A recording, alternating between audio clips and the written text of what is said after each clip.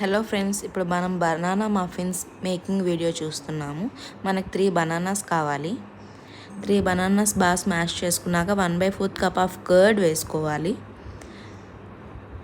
Egg బదులు ఇప్పుడు మనం కర్డ్ యూస్ చేస్తున్నాము.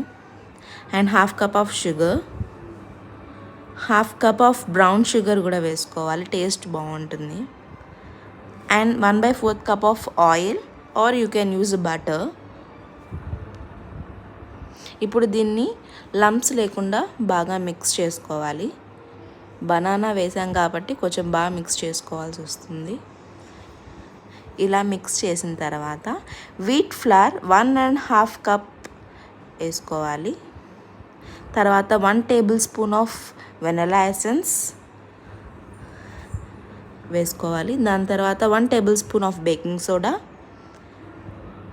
1 table spoon of baking powder వేసుకొని ఇవి ఇప్పుడు బాగా మిక్స్ చేసుకోవాలి. వీట్ ఫ్లవర్ బాగా మిక్స్ అయ్యేటట్టు బాగా మిక్స్ చేసుకోవాలండి.